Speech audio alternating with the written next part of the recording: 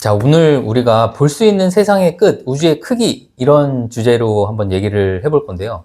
볼 수 있는 세상의 끝은 제가 알기로는 저기 하늘, 바다, 여기가 볼 수 있는 끝이라고 생각이 되는데, 그거를 이렇게 제목으로까지 뽑으신 걸 보면, 거기가 끝이 아니기 때문에 아마 이런 제목으로 내용을 쓰셨을 것 같은데, 우리가 볼 수 있는 세상의 끝은 도대체 어디인가요?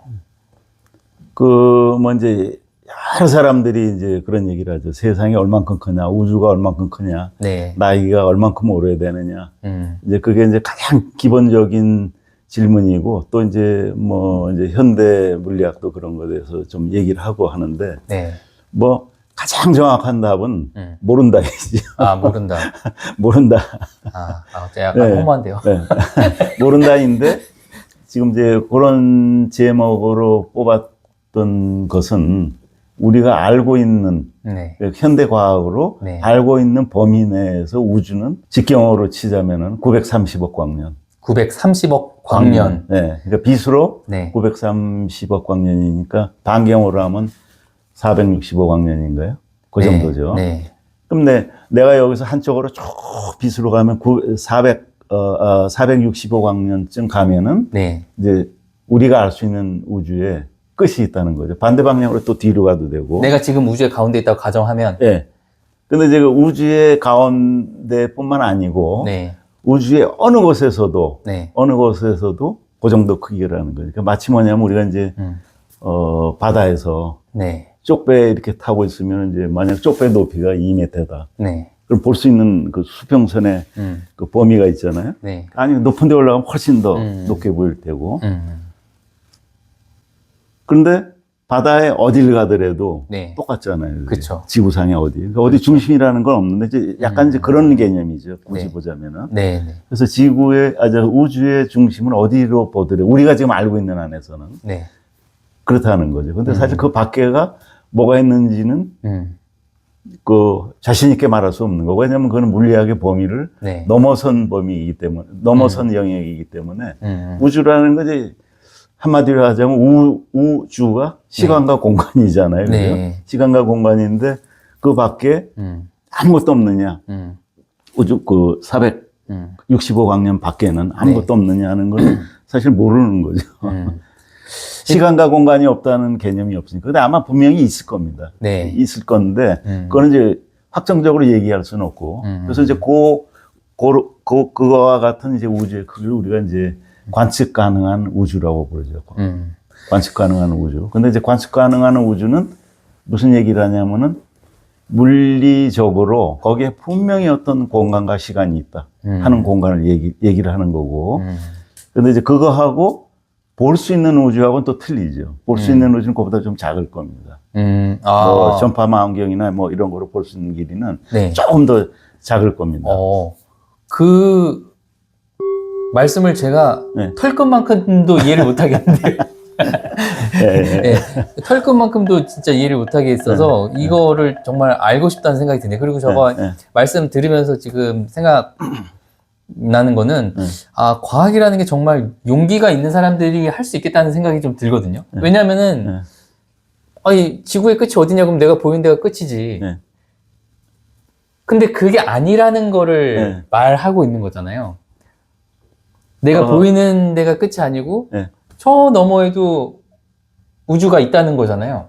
우주가 있다기보다는 모르는 거죠, 사실은. 모르는 건데 아마 있을 것이다. 그리고 우리가 이제 우주의 크기 얘기할 때 제가 늘 들었던 얘기는 우주가 지금도 팽창하고 있다 이런 얘기를 제가 늘 들었는데 그것도 사실 정확하게는 저는 이해를 못 하겠어요. 제 생각에는 제가 조금 방금 전에도 그러면은 우리가 우주의 크기를 잴 때 내가 우주의 가운데 있다고 가정하는 거냐 이런 질문도 드렸었지만 우주가 팽창할 때 이 팽창이 우주가 이렇게 원으로 생겼고 이게 이렇게 모든 방향으로 동일한 크기로 팽창이 한다는 건지 아니면 어떤 방향성이 있어서 그 방향으로 팽창을 한다는 건지. 공간 자체가 팽창한다는 얘기죠. 시공간 자체가 팽창을 한다. 그러니까 그거를 이제 뭐냐면은 자가 이제 우리가 이제 길이를 잴 적에 자로 재잖아요. 네네. 그 자가 팽창한다는 거죠. 아, 자가 그러니까 팽창한다. 예를 들어서 아까 이제 우주의 반경이 지금 우리가 알 수 있는 거, 알 수 있다는 거는 이제 네. 물리적으로 거긴 분명히 공간이 있다. 네.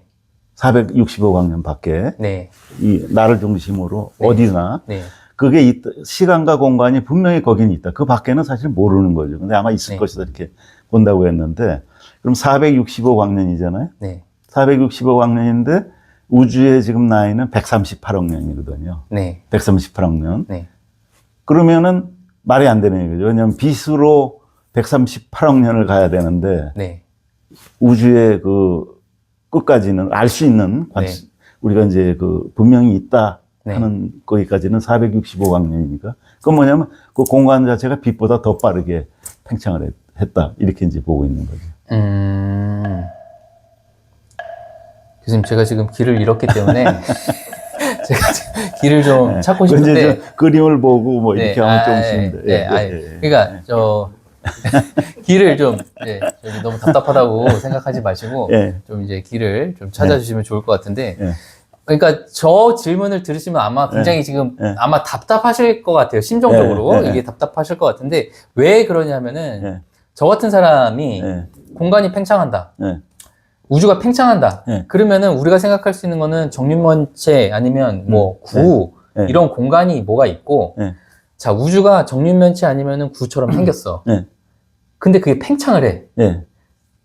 그러면은 그게 뭐 예를 들면은 사이즈가 뭐 1세제곱미터였는데 그게 이렇게 더 커진다는 거냐 라는 상상밖에는 할 수가 없거든요. 근데 실제로 우주가 팽창한다는 것의 그 의미는 뭘까요? 이게 아까 전에 자아가 팽창한다고 말씀하셨는데 거기서 저는 완전히 길을 잃었거든요. 그러니까 그게 우리가 경험적으로 아니면 이제 직관적으로 이해하기가 굉장히 힘든 거죠. 공간 자체가 팽창한다는 거.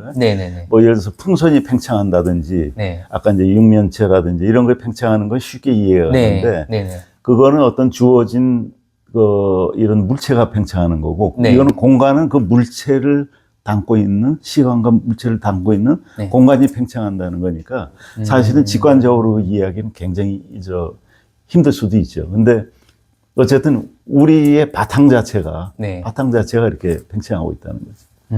그러니까 제가 그 이해하기 어려움을 겪었던 거는 우주라는 것이 어떤 물체일 것이다라고 가정을 했기 때문에 전혀 아주 틀린 이해를 한 거군요. 그러니까 이 우주라는 거는 정해진 어떤 형태가 있는 이런 물체, 형태가 어떤 형태인지는 모르죠. 그 형태 자체도 모르고 모르지만 어쨌든 그걸 우리가 공간이라고 부르는 거군요.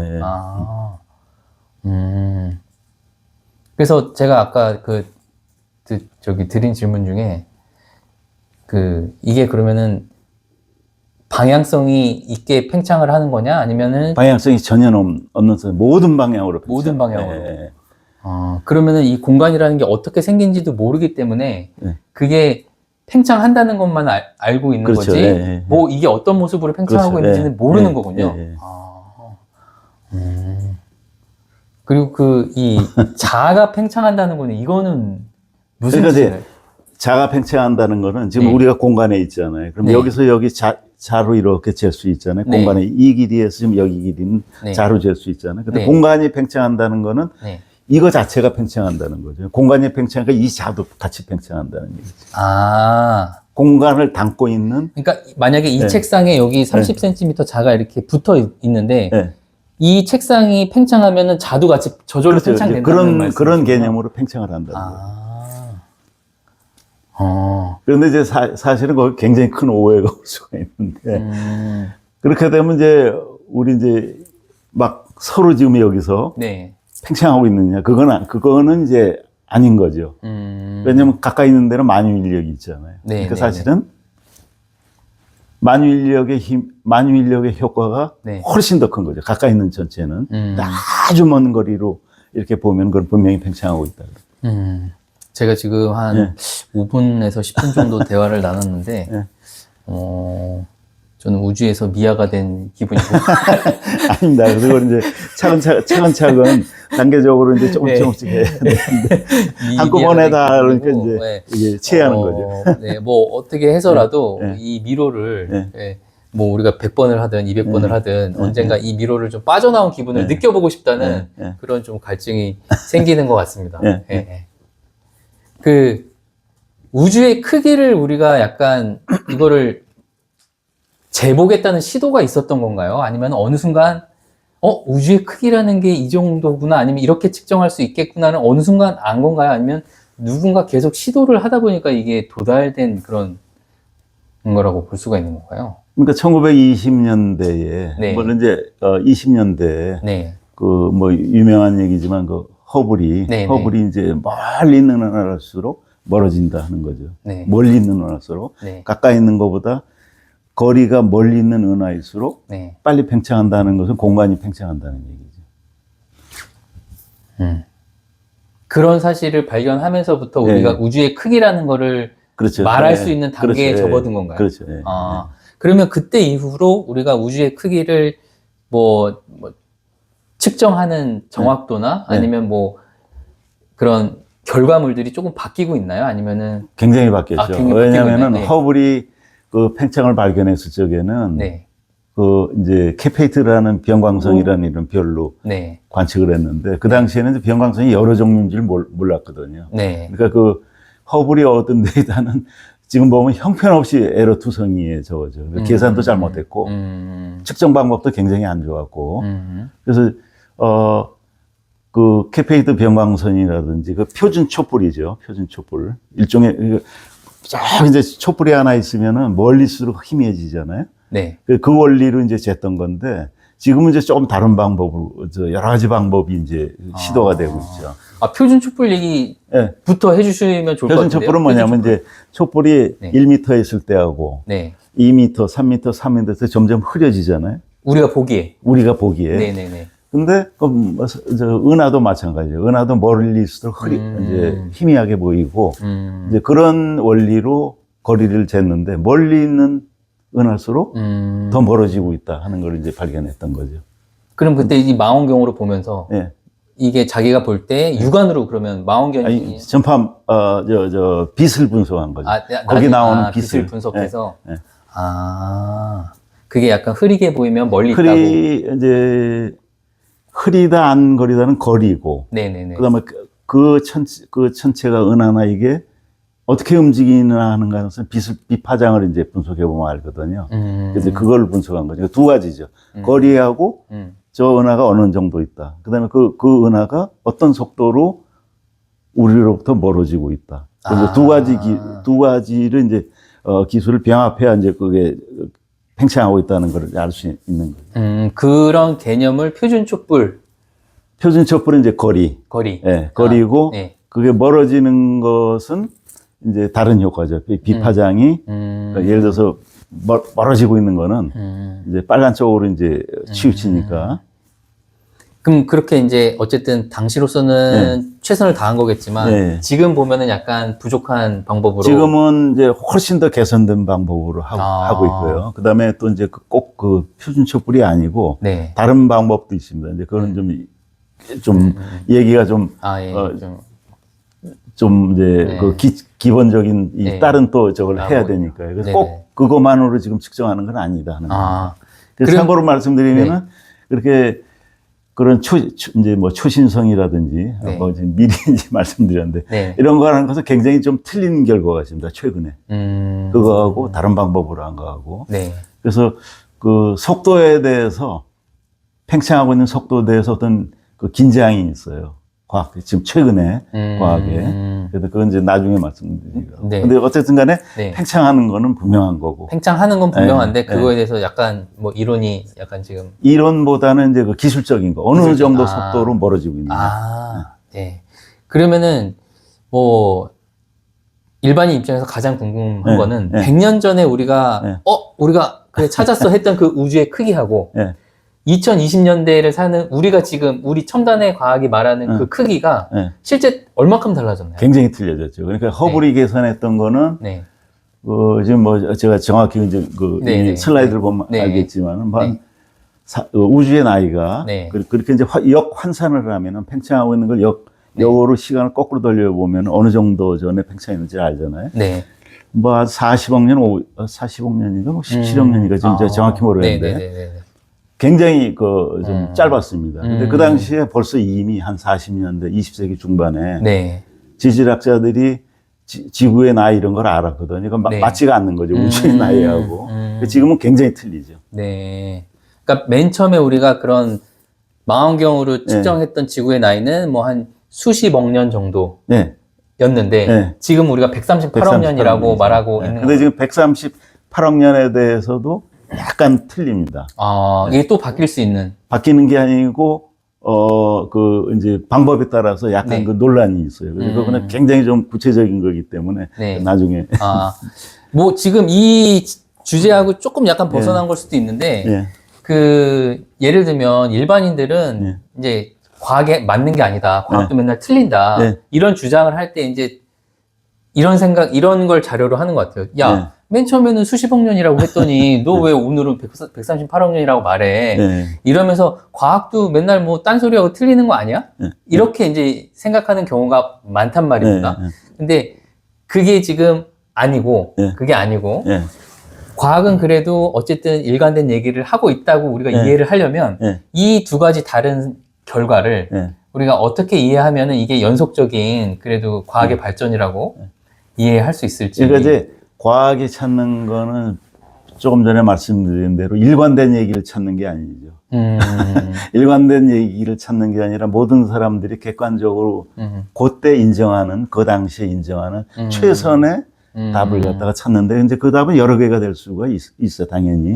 그 다음에 이제 과학이라는 거는 완벽한 지식이 아니기 때문에 측정이나 이제 관측이나 이런 걸 통해서 하는 거기 때문에 끊임없이 수정을 하는 거죠. 끊임없이 조금씩. 그러니까 보다 나은 답은 없는 겁니다. 예를 들어서 뉴턴의 이제 역학, 뭐 전체가 만유인력이 돌고 하는 건 큰 규모에서 보면 맞는 거죠. 근데 그거를 조금 더 세부적으로 보면 완전히 틀린 것은 아니고 그 답이. 그래서 점점 더 정확해지고 뭐 이렇게 되는 거죠. 그래서 그 답이 틀렸다. 물론 그럴 수 있죠. 그래서 과학의 생명은 이제 오류의 수정이기 때문에 끊임없이 정확한 답으로 가는 과정이 과학인데, 그거 자체가 틀렸다고 해서 과학은 틀리다 이렇게 얘기하는 곤란한 거예요. 그러니까 제가 아까 전에도 과학이 참 용기가 있는 사람들이 하는 것 같다는 말씀을 드린 게 여기도 또 적용이 되는 것 같아요. 그러니까 사실은 내가 어떤 주장을 했는데 나중에 그 주장을 번복하고 내가 예전에 말한 거 틀렸어. 지금 생각해보니까 이게 맞았어. 라고 내 말을 고치는 게 사실 굉장히 어렵거든요. 그럼 고쳐야 되는 게 생명입니다. 그쵸. 근데 용기의 문제가 아니고. 용기가 문제가 아니고. 과학의 생명이죠. 그게 과학의 생명. 끊임없이 수정하는 거. 이게 사실은 저는 정말 그 과학이 가장 큰 힘이 아닌가. 이런 생각도 좀 듭니다. 그리고 제가 이제 우주의 크기에 대해서 제가 평소에 갖고 있던 이 생각을 조금 여쭤봐야 될 것 같아요. 그러니까, 과학자들이 우주의 크기를 어떻게 쟀지? 이렇게 이제 제가 그냥 이렇게 흘러다니는 얘기를 들어보니까 138억 년이라고 이걸 잰 게 거꾸로 쟀다는. 그렇죠. 역산을 한 거죠. 역산을 했다는 얘기를 들은 거거든요. 그래서 뭐 빅뱅이다 한 게 이걸 다 역산을 해보니까 팽창한 게 줄어들다 보면은 뭐 어쨌든 한 점으로 이게 모였게 돼서 처음에는 뭐 아무것도 아닌 거에서 이렇게 역산을 이렇게 된 거다. 다시 나온 거다. 그러니까 역산을 하면 있던 게 다 쪼그라들면은 뭐가 이렇게 없어지는 거다.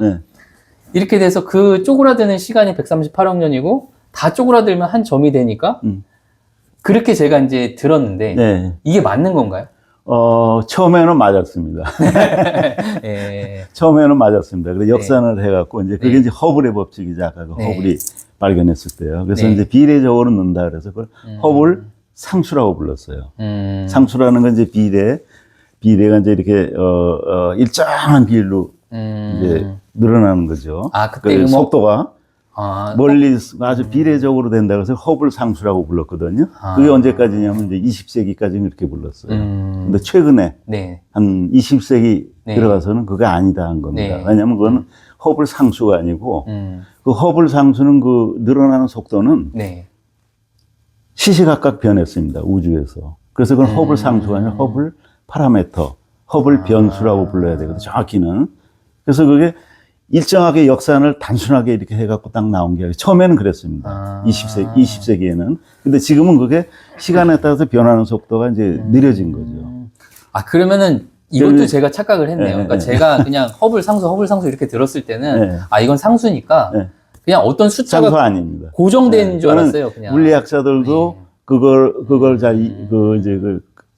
제대로 따라가지 않으면은 그거를 이제 잘못 이해를 할 수 있는데 그건 이제 최신의 어떤 지식입니다. 그래서 아까 말씀드린 대로 네. 우리가 21세기 들어서 그 새로운 것들이 너무 많아졌다고 그러잖아요. 그 중에 대표적인 게 하나입니다. 예를 들어서 그 허블 상수는 상수가 아니거든요. 상수하는 게 근래에 밝혀진 거예요. 근래라면 뭐 2000년대. 21세기죠. 21세기. 2000년 네, 뭐 이렇게 되고. 그 다음에 이제 아까 또 그 멀린 것이 이제 멀어지고, 네. 물체가 멀어지는 물체, 네. 또 이 가까이 다가오는 물체, 그건 네. 파장이 네. 빨간 쪽 혹은 이제 네. 파란 쪽으로 된다고 그랬잖아요. 네. 그래서 옛날에는 그 도플러 효과라고 했어요. 네네네. 도플러 효과가 아니거든요, 그거는. 도플러 효과가, 우리 이제 물리 시간에 보통 그렇게 배웠는데, 도플러 효과는 좀 틀린 겁니다. 그래서 이제 그거는 좀 이제. 그래서 그런 이제 새로운 사실들을 조금씩 알게 된 거죠. 근데 그 전에 알았던 게 완전히 틀린 건 아니었고, 거기에서 개선된 지식이 점점 쌓여간다. 이렇게 볼 수 있습니다. 그러니까 허블 상수 제가 다시 교정을 받아야 되는데요.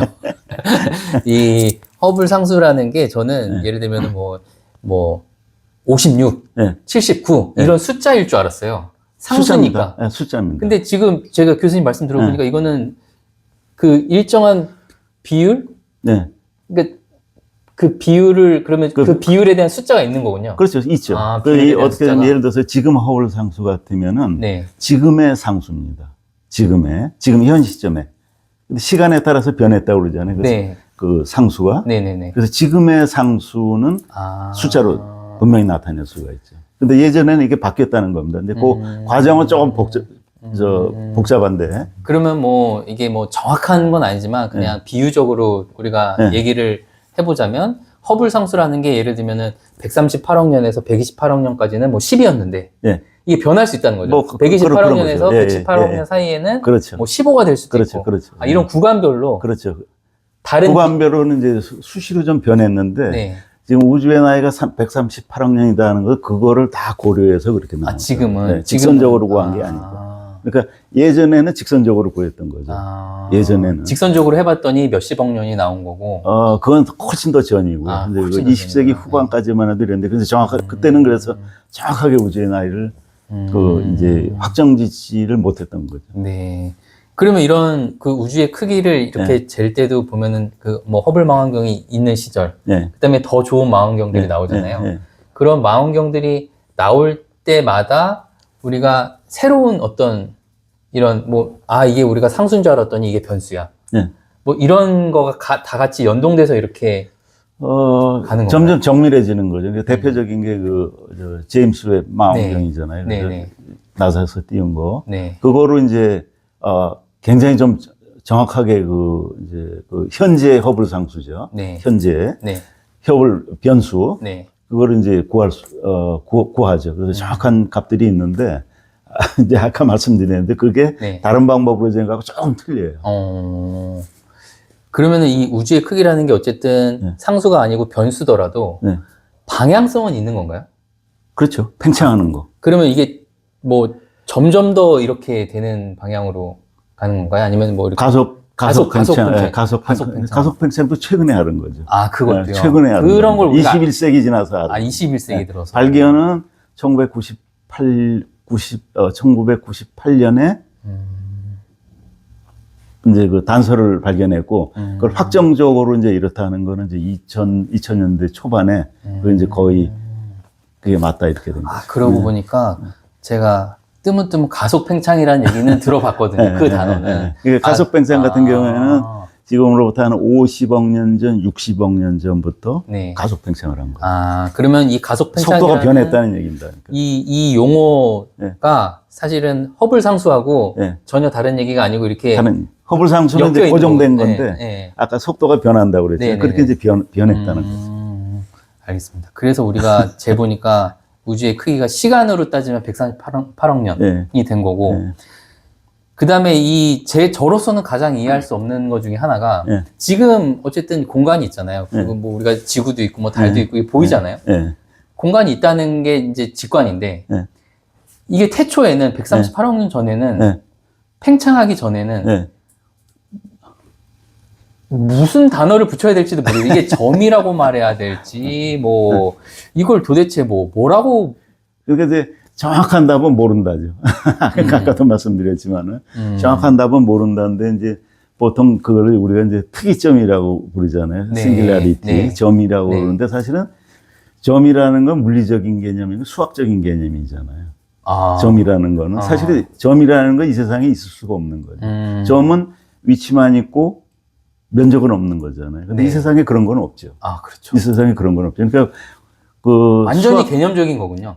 이미 점이라고 하면은 이제 지금 말씀드린 대로 시간을 거슬러 가면 이제 빅뱅의 순간이 그 특이점이라고 볼 수 있는데 블랙홀도 마찬가지고. 그런데 그게 어떤 물리적인 상태인지는 사실은 모르는 거죠. 아주 금방만 이렇게 알고 있는 거지. 그러면은 이제 좀 마지막으로 이 질문을 하나 드려보고 싶은데 우리가 어느 순간에 이제 뭐 이렇게 해가지고 이렇게 됐다. 다 쪼그라들어서 뭐 점이라고 말하자. 그렇다고 하더라도 이거는 애초부터 수학적인 개념이었기 때문에 이거를 일반 사람들이 이해할 만하게 구조화해서 그림을 그린다든가 하는 건 사실 불가능한 일이네요. 처음부터보다는 이제 조금 전에 말씀드렸듯이 모른다가 정답이라고, 솔직한 답이라고. 모른다가. 왜냐면 이제 아마 더 과학자들이 밝힐 수 있을지 없을지도 잘 모르겠지만 현재로서는 모른다가 이제 정답인데 뭐 이제 굳이 이제 뭐 말씀을 드리자면은 스티븐 호킹이 몇 년 전에 타긴 스티븐 호킹 같은 경우에는 이제 그걸 이제 물론 이제 수학적인 표현이지만은 뭐에 비유를 했냐면은 막 까면 그게 점이 되느냐. 호킹 같으면 이제 그런 개념은 아니라는 겁니다. 아니래. 그거는 이제 뭐 나팔꽃인가요? 이렇게 해갖고 끝에 가면 좁아지잖아요. 한 점에 귀착이 되는 건데 그런 개념이 아니고 예를 들어서 뭉툭해진다. 배드민턴 공처럼. 배드민턴 이렇게 되면 어떻게 되겠냐 그거죠. 예를 들어서 지금 우리가 시간과 공간을 쭉 거슬러 가면 한 점에 도달하는데 마찬가지로 이제 지구에서 북쪽으로 계속 가라. 그래서 북쪽으로 막 가요. 그럼 북점에 도달했어요. 그 북점에 도달해서 북쪽으로 가라면 어디로 가겠습니까? 그래서 그걸 이제 비유를 하자면 그런 거죠. 호킹이 얘기한 거는. 근데 이제 그거는 어디까지나 이제, 그 분의 어떤 추정이죠. 추정이죠. 그 추정은 이제 뭐 그렇게 해도 설명을 할 수가 있는데 그게 정답인지 아닌지는 모르는 거죠, 아직. 알겠습니다. 그러면은. 너무 많은 거랬네. 너무 많은 거였나요? 아무튼 제가 여기까지 해가지고 어떻게 정리 한번 해보겠습니다. 아유, 고생하셨습니다.